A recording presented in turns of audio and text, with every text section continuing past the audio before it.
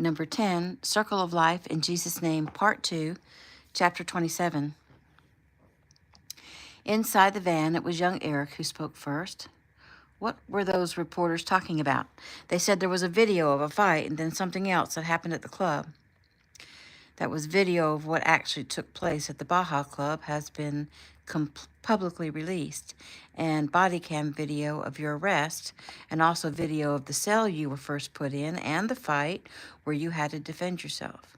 And also a short press conference was called just a little while ago, apologizing for your arrest and promising to get to the bottom of things, his grandfather answered. Eric sighed in utter relief. Also, the short interview Jordan was granted when she left the hospital has pretty much gone viral. She was absolutely remarkable. Really, Eric said without much enthusiasm. Okay, grandson, we're going to need to talk, that's obvious. But first things first, I need to keep a promise. He took out his phone and placed a video call. When Ricky's face appeared, Eric Sr. handed the phone to young Eric. Young Eric took the phone and smiled at his father, suddenly feeling very emotional.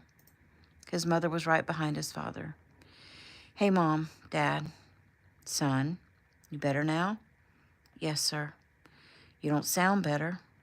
I am, except feeling a little, I don't know, I guess, ashamed. Okay, I get it. I'm sorry I'm not there to talk to you. Well, I'm okay. I'm glad you stayed with Tay and Logan. Well, I was made to see that it was the right thing to do. I understand how you're feeling. You don't have me, but you have Granddad. Talk to him. He can help you. Young Eric nodded. I will, I promise. You need to see the video from the club. You also need to see the sermon your mother gave this morning. She was amazing. And she spoke about you too, so make sure you watch it. And you need to see what Jordan had to say. Young Eric sighed. I will catch up on everything. Good. It will go a long way to make you feel like you again. Now, I'm going to hang up because I'm being rude. How? Where are you? We're at Toby and Carol's place, and we're about to eat dinner. They're waiting on me. Tell him we love him, young Eric heard Logan say. He smiled. Tell them all I love them too, and I'm okay. No worries. Will do. Eric, talk to your grandfather and watch those videos. I love you. Your mom and sister also send their love, and Gabe too. There was shouting going on behind his father. And all the Nash Smith people also send their love. Young Eric smiled. Bye, Dad. I can't wait to see the show tomorrow night. The call ended. Young Eric handed the phone back to his grandfather and looked him in the eye. So, what are you ashamed of? His grandfather asked. Granddad, young Eric shook his head. I didn't handle things well. When? When I was in jail. How so? By the way, we all were pretty proud of the fight. You made great decisions. You defended well. The kick to the forehead was perfect. Young Eric smiled. That's about the only thing I did well. Tell me. I have this problem, Granddad. Are you talking about the claustrophobia? He looked up, surprised. Dad told you? Yes, he was concerned and thought I should know. Do you mind if I ask why you felt you couldn't come to me? No, I don't mind. I didn't want Dad or you, the two men I respect most in my life, to know about this weakness. You both are such strong men. I guess I'm ashamed of how much this stupid phobia seems to be affecting me. Granddad, in that cell, the one they moved me to, I totally lost it. I fell apart. I thought I'd rather be dead than stay there. Wow. Right? I prayed the whole time. I panicked every few minutes. I had to focus on my breathing. Well, none of that sounds so bad. Actually, those are the exact things you should be doing to counteract the fear. Yes, but those are only the things I did when I wasn't shaking so hard I couldn't even think. And, well, I cried. I cried like a stupid little baby. I couldn't help it. I cried and the tears wouldn't stop. And after you cried, what would you do? Well, I'd calm for a little while and pray and listen, meditate, and then the cycle would start all over again. Yes, sir. I could actually feel my heart rate increase. Feel the panic start to rise again. Feel the tremors start again. Feel my eyes well with tears again. And I'd start praying again. Okay. I know that when there is fear or stress, adrenaline rushes through your body. It increased your heart rate, your blood pressure. It enlarges the pupils in the eyes and heightens senses. And once the adrenaline has coursed through your body, there's a natural way your body expels it, through perspiration and tears. Of course, the tears will also be affected by your emotions, which in your case was extreme stress, fear, and then shame. The tears are also the body's way of relieving the stress. Eric, there is no shame in those physical and emotional responses. And claustrophobia is not a stupid phobia, like you put it. It's a common phobia, but it's not the most common. What is the most common? Believe it or not, it's arachnophobia. Spiders? Really? Yes. And the second is ophidiophobia, fear of snakes. Young Eric smiled. Those seem almost laughable. I know what you mean. But then, I know how I feel isn't funny at all, so that's not very kind of me. No, but it helps you to put things into perspective. Claustrophobia is also a common phobia, but it's real, and we can work through it. It will take time. But right now, I need you to see that there's nothing to be ashamed of, not even your tears. But Eric, tell me how you think this is relating to you not wanting to see Jordan. I didn't say that I don't want to see Jordan. You didn't have to. Young Eric accepted that and sat quietly for a few moments. I guess it has to do with the shame that I feel. I don't know how to answer your question. Try. Can't you just look the answer up in one of your psychology books? His grandfather smiled. I don't have to. I already know the answer. I want you to search your heart and tell me why you think you want to avoid speaking with the girl you love. He blew out a breath. Because, Granddad, I'm supposed to be this big, strong guy. This man, I guess, who is supposed to protect her, to love her, to take care of her. But put me in a closed space and I fall apart like some wimp. How am I supposed to lift my head up and look her in the eye? How? Eric Sr. nodded his head. Well, good. That's an honest answer. Very good, young Eric. Listen, son, all of us men, and you are a man, by the way. We all have weaknesses. We all have fears. All we can do is strive to do our best. You held it together in that cell by doing what came instinctively to you. You prayed, you breathed, you listened to God. Tell me, did God say anything? Did you hear his voice at all? Yes, sir, I did. He went on to tell about the pacing of the dark cell 72 times. That is beautiful, Eric, on so many levels. Do you understand the significance of 72? No, sir. Do you? He nodded. You think about it, it'll come to you. But Eric, here's one of the beautiful parts. Even through your fear, you listened, heard, and obeyed the voice of God. You heard it and believed you heard it plain enough to walk around that cell 72 times. An incredible act of faith. And the moment you finished, the door opened. Do you not see how beautiful that is? Eric looked down and sighed. Well, then why do I still feel such shame? Well, because we're always hardest on ourselves, and our egos don't want us to admit that we have any weaknesses. I'm proud of you, Eric. Just think about what I've said. Eric suddenly took out his phone and sent a text to his Uncle Mark. He wrote, "Don't let me forget to ask you about two guys I sort of met in jail." Mark replied, "Will do. How far out are you guys?" "We're about 10 minutes away from the house." "See you soon." You're at my house? You're at the house? Yes, and Jojo too, and he's sick with worry about you. Young Eric put his phone away. Sorry, I had to text Uncle Mark about something I promised to do so I wouldn't forget. I don't want to forget a promise I made. No, you don't want to do that, Eric Sr. said with a knowing smile. He'd learned that lesson well when he was 10 years old. It wasn't long before they pulled through the gate and headed up the drive. All four men got out of the car, Eric Sr., Eric the Third, and the two agents.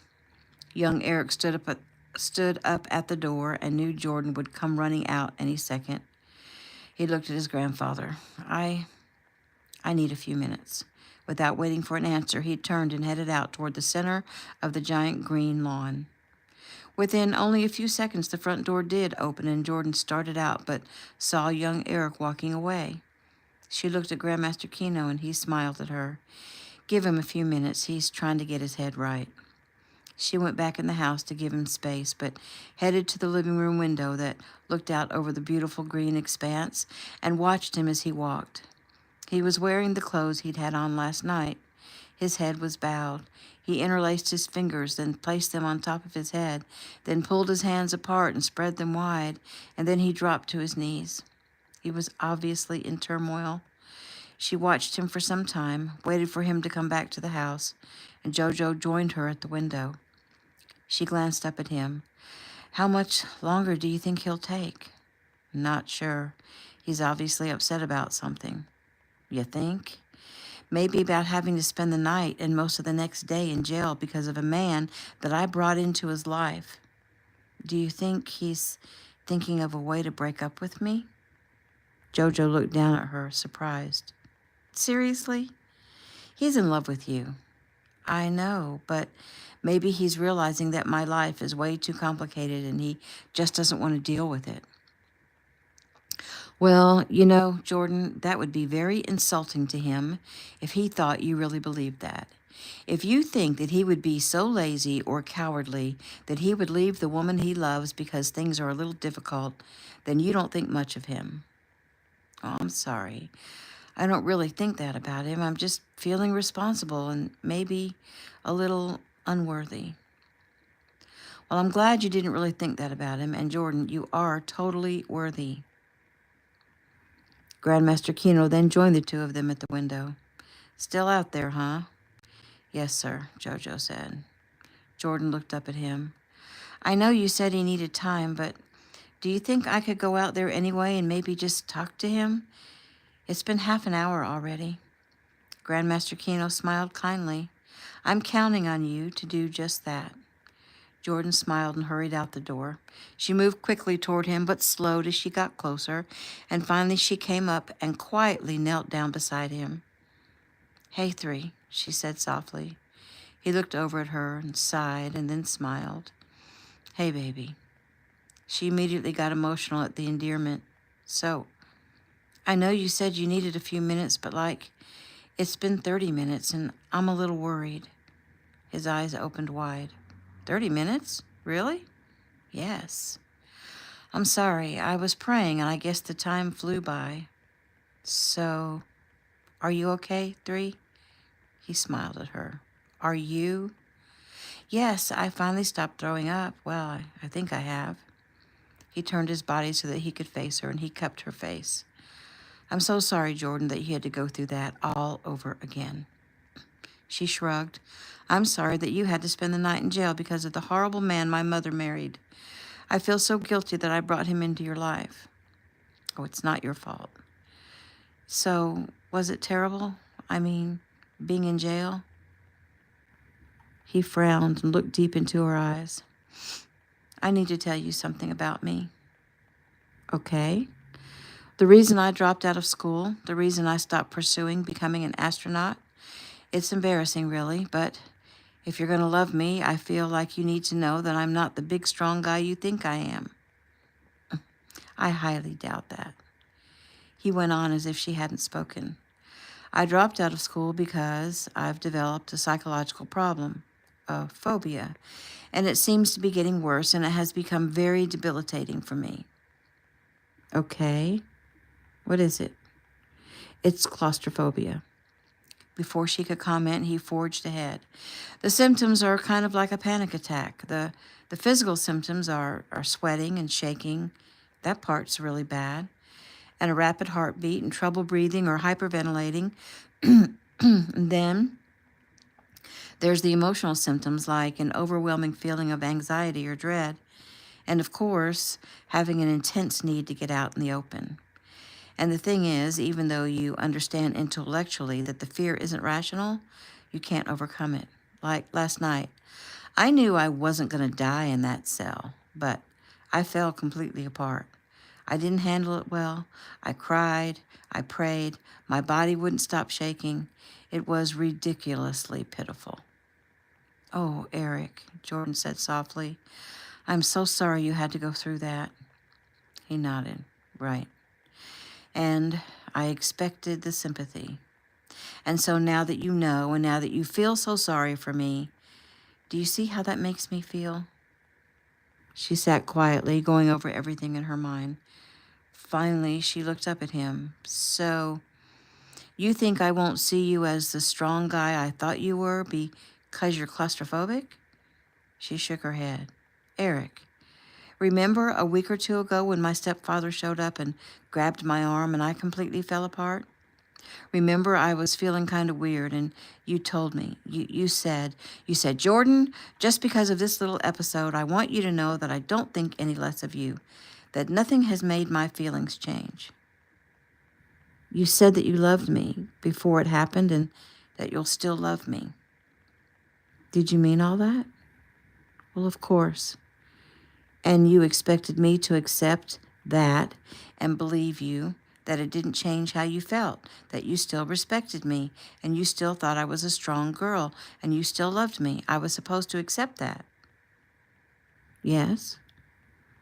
Well, then you need to accept that your little or big phobia doesn't change how I feel about you, or how I see you, or my respect and admiration for you. Are you freaking human? Yes. You mean you're not perfect? Wow, big deal. Are any of us? Even thinking of you suffering in that cell, you are still the most amazing guy I've ever known. And I am so stinking in love with you that it's killing me sitting here next to you thinking that you were maybe going to break up with me. What? No. How could you think that? Well, how could you think that I'm so shallow that knowing you have a common phobia, I would change how I feel about you? He rose up off his haunches and took her face in his hands. Jordan, you're right. Please forgive me. Yes, I will, if you'll just go ahead and kiss me. He kissed her, passionately, with all the emotion that he had pent up over the past 24 hours.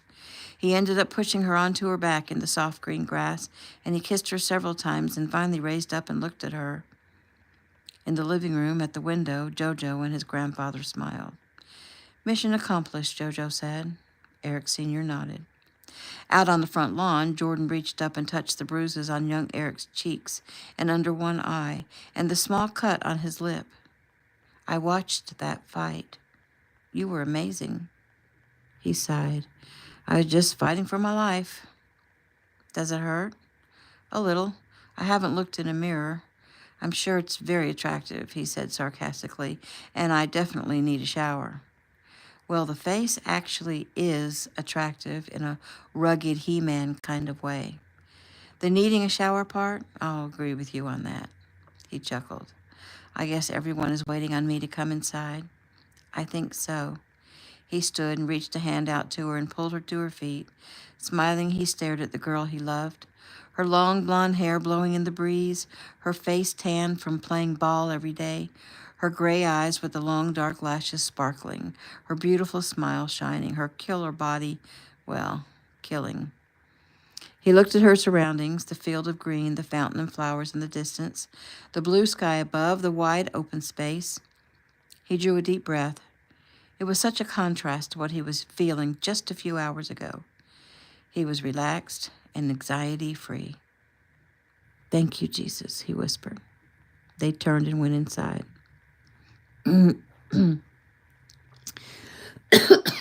New scene. Toby Nash, also known as Tobias Smith, looked around the dining room table. It hadn't happened nearly enough times to have these dear friends sitting at the same table. They'd been here only a handful of times over the past 20 years, so today, Toby was relishing the moments.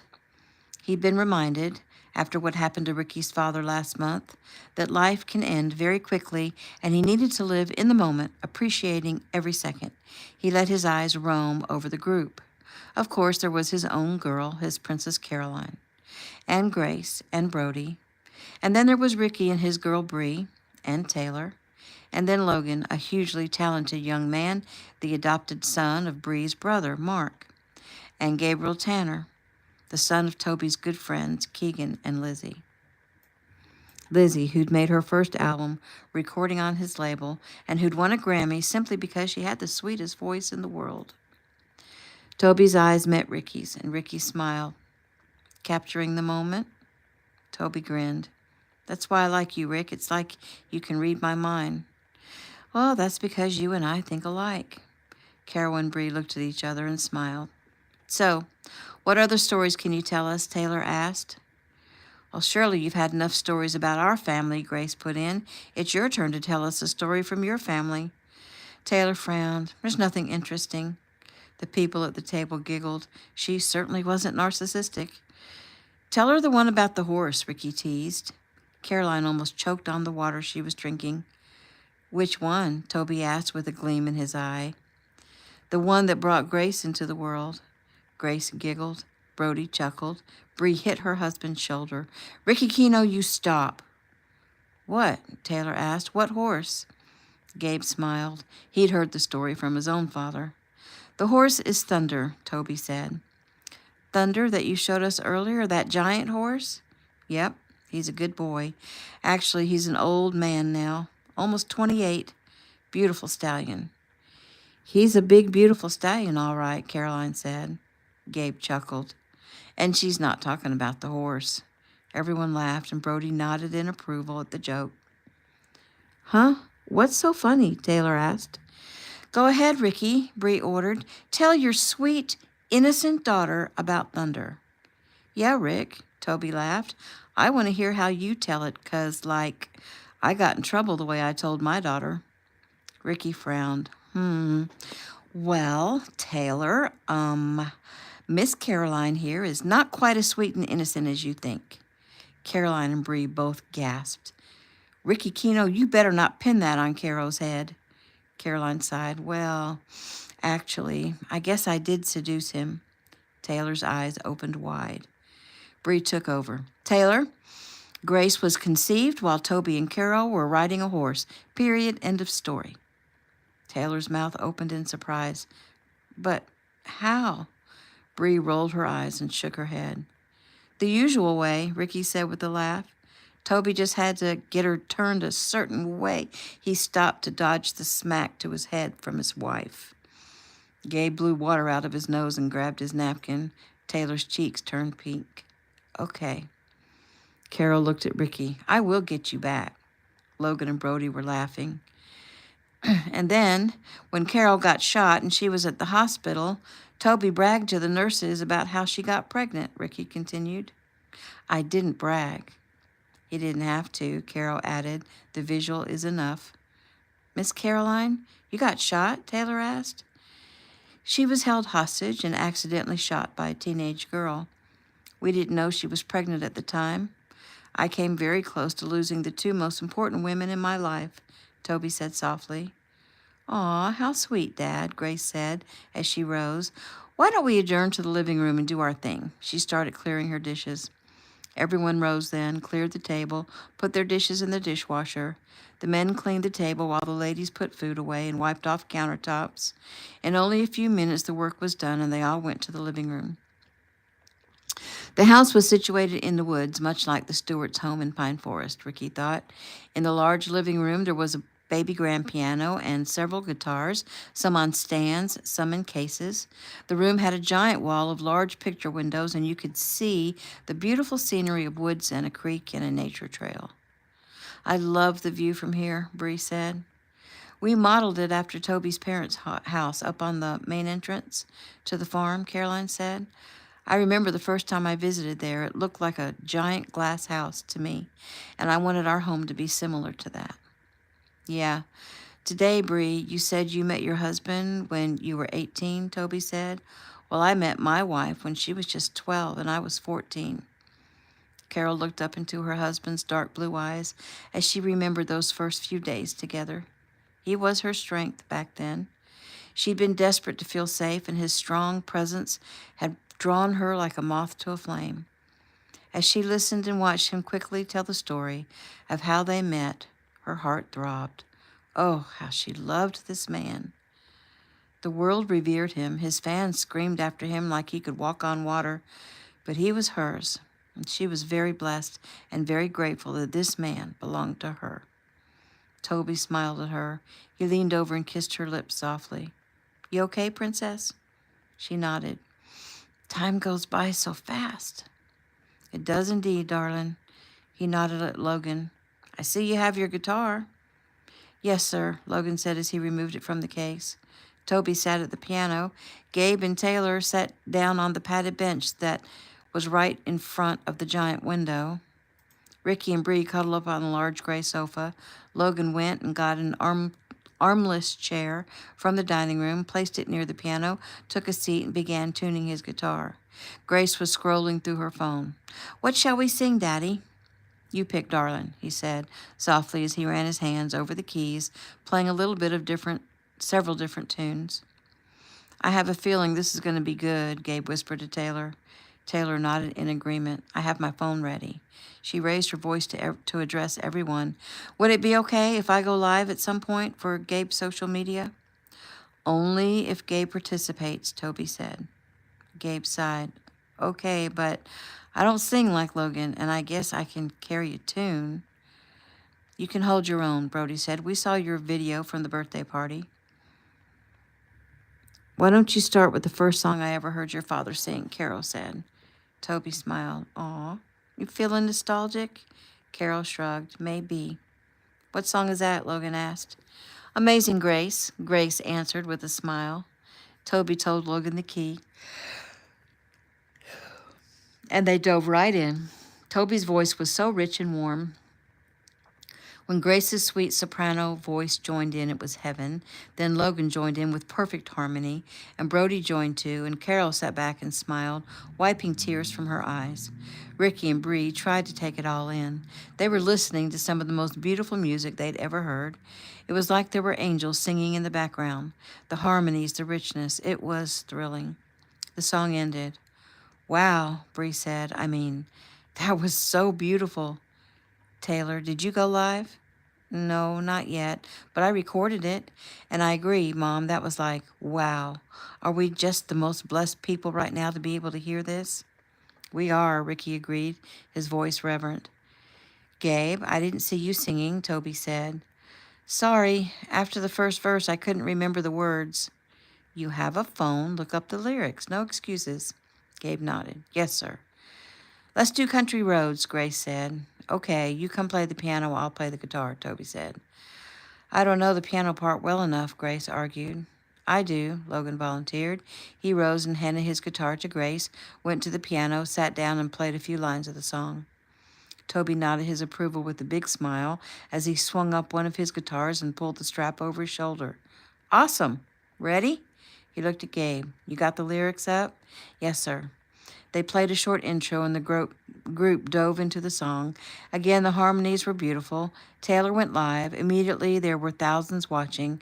Taylor stood and walked slowly around the room, getting close-ups of everyone. Take it, Logan, Toby said on the second verse. Logan sang solo. It still thrilled Gabe how smooth and effortless his voice was, and he was so proud. And he was so proud of him. And the song ended. Okay, everyone, I'm going off for a minute, but when they decide which song they're going to sing next for this little family sing-along, I'll be back. Isn't it so cool that we get to hear all these amazing singers for free? That won't last long, so watch for the notice when I go live again in a few minutes. Maybe we'll even get Gabe to sing a solo. Gabe frowned at her, and she laughed. You got to do it now, Grace said. She's right, Taylor agreed. First, Grace, Brody began, sing us your rendition of Before He Cheats. I'd love to hear you sing that. Grace laughed. See, he's a nice brother every once in a while.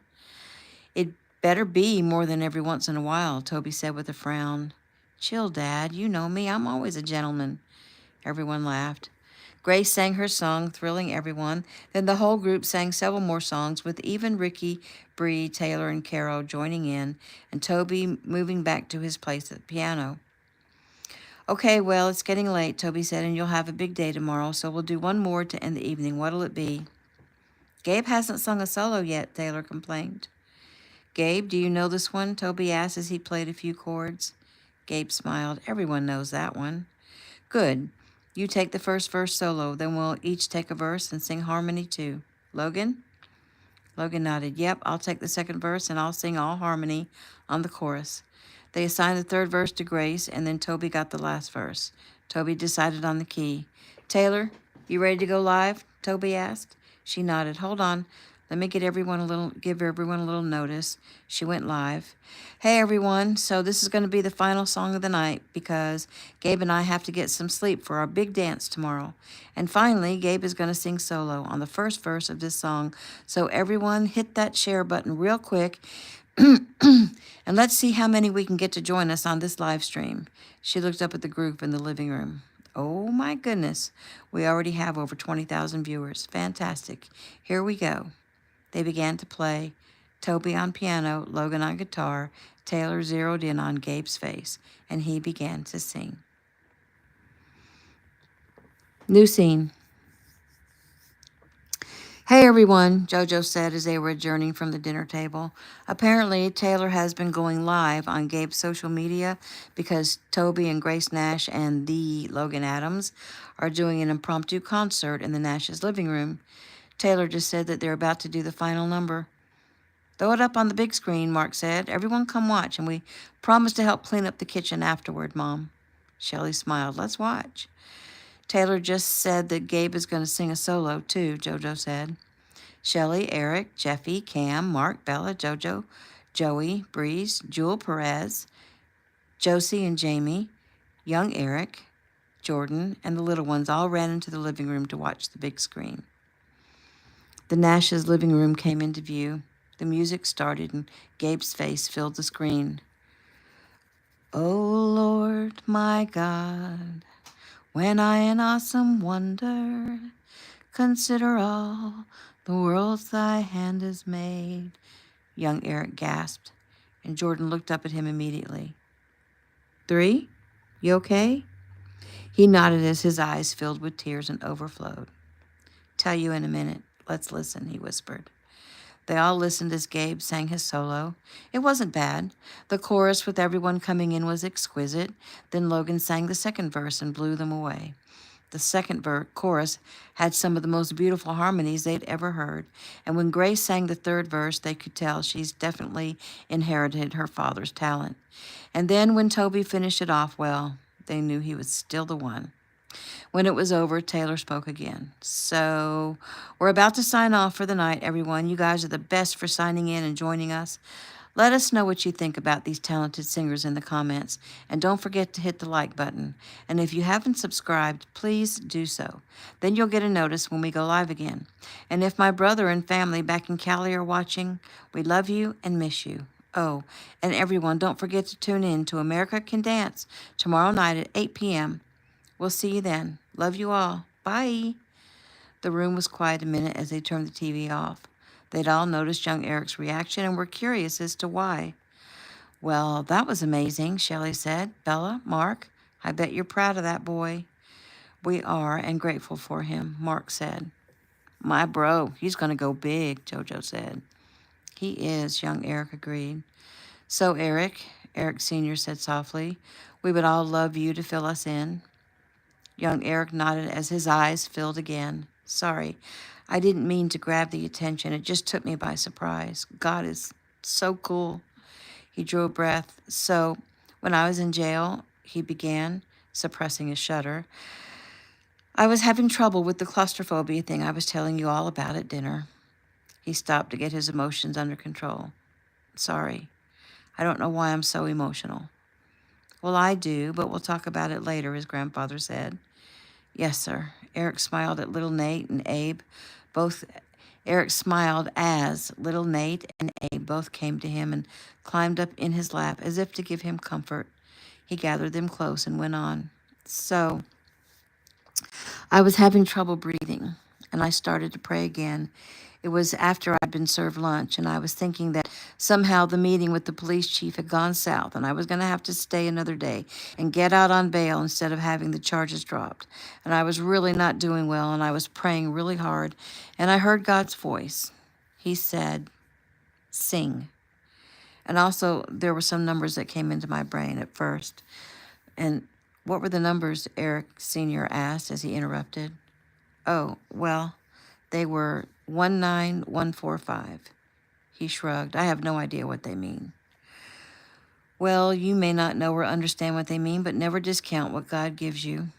I wasn't discounting it, just thinking maybe it was my own brain. Eric shook his head. No, you heard God's voice. Trust him. Go ahead with the story, son. Okay. Well, I thought it was silly and thought it wasn't God's voice, but I asked, "Sing?" And again I heard it. Yes, sing. 19145. I didn't know what to sing, but a song popped into my head almost immediately, and it was that song, "How Great Thou Art." And I only sang a little bit because I felt kind of silly, so I stopped singing. But then I heard this guy call to me, asking me to keep going. I had no idea that anyone could even hear me, and then a second guy also asked me to keep going, and they said it was helping them.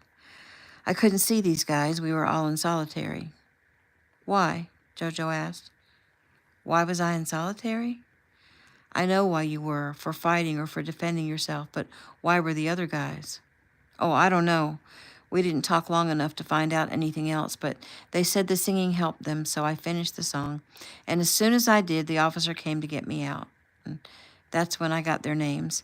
They asked me to help them. One guy said he'd been there 3 days already. He turned to his Uncle Mark. Those are the ones I wanted to talk to you about. If you can look into their cases, see what the deal is. I mean, I have no idea what they've done, but I know what I'd done. Nothing. Anyway, as I was leaving, the last thing I heard one of those guys say was, "I've always loved that song." It made me know I was supposed to sing and reach out to those guys. And now the one song we catch from our family all the way on the other side of the country is that song. And we all know it's not just a coincidence. That's right, his grandfather said quickly. It's a confirmation. And Mark, if this guy has already been in there 3 days, I hope you have time to look into it quickly. I'll be happy to pay you for your services. Don't insult me, Mark chided his stepfather. I'm just saying, time may be of the essence. Mark nodded at young Eric. Give me the names and I'll get on it right now.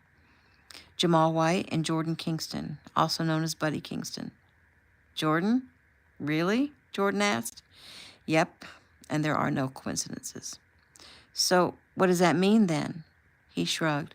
Well, maybe that I need to remember his name and that I need to go the extra mile to help him. I don't know, but we will eventually. Mark left the room and pulled out his phone. My babies, Shelley said. It's bedtime. Everyone start saying goodnight. I don't want to go to bed, Nate said. I want to stay with Eric. And I want to stay with Jordan, Angelina said. Me too, Mark's and Bella's daughter Emily said cutely. Well, I'm about to go to bed myself, young Eric said softly. I have to train tomorrow. His grandfather cleared his throat and raised his eyebrows. And, young Eric continued, when your father or mother tell you to do something, you always need to honor them and obey them. Sometimes they tell you things that you don't want to do, but they always know what's best for you.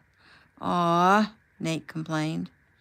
Nate, Eric Sr. said firmly, do as your mother asked or go to bed without saying goodbye to anyone. The choice is yours. Nate frowned. He stared at his father for several seconds. Eric gave him time to make his choice. Nate sighed, turned, and hugged young Eric. Good night, Eric. Good choice, young Eric said with a smile. I'll see you again soon. I love you. I love you too. Young Eric set him on his feet, and he went immediately to Jordan to hug her and say goodnight. The other children had already started on their rounds. And while Shelley gathered the little ones, Jeffy, Breeze, and Bella headed in to start on cleaning the kitchen that hadn't gotten done due to the impromptu concert. Jordan, her mother said, the kids and I also need to get on home.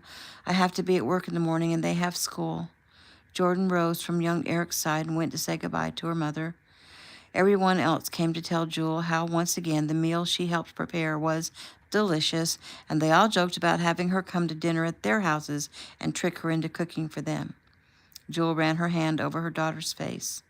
Sweet Jordan, I'm so sorry for what Peter is doing. I'm so sorry I brought him into your world. Please don't let a bad decision on my part ruin your life. Mom, I'm okay. No more apologies.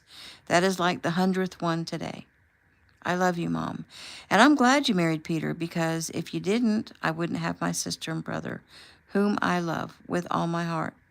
So don't look back anymore. Look forward. I'll try, she sighed. If they could just find him and put him back in jail. They will eventually, don't worry. Everything is going to be okay, really. Jules sighed and nodded. She made her rounds, as did her children, who didn't want to say goodbye to young Eric either. Jojo eyed his cousin. Young Eric's face was not nearly as bad as it had looked in the photo that his Uncle Justin had taken. Of course, at that time, the blood was still all over his face, making it look pretty bad. Now that he'd showered and didn't have an orange jumpsuit, it looked better. The swelling had already gone down, and all the blood was gone. Of course, Jojo and Logan had both known about young Eric's phobia, and they'd both been extremely worried about him, and they both also knew that what Eric had been through as far as the treatment and the humiliation. It was just a body, they'd been taught, and bad people can and will do bad things to our bodies, punch them, shoot them, cut them, bruise them, batter them, and violate them. We can't let them touch our minds, Jojo thought. He knew young Eric knew this, but wondered if he was suffering in any way. Because knowing and what you actually feel can be very different when it actually happens. While everyone else went around gathering children, saying goodnight, Jojo went to sit next to young Eric. How you feeling, bro? Eric sighed. Really, really tired. I got almost no sleep last night. Yeah, you and me both. Logan, too. I figured you and Logan would be in communication. So, anything you want to talk about? So much, but there's no time right now, and I'm too tired to think about things. Understood. Jojo put his hand on his cousin's shoulder. Would you like to at least pray together? Young Eric looked around. Jordan had seen off her mother and siblings and had gone to help his aunts with the dishes. His grandparents were upstairs bathing little ones, praying with little ones, reading bedtime stories, and going through the routine. His uncles were in Eric's study, working on getting info on the two cellmates, he supposed. And 6-year-old Sophia had taken Kelston, Ledger, and Em into the kitchen to color at the kitchen table. He nodded at Jojo. I'd like that, Joe. That is the end of chapter 27.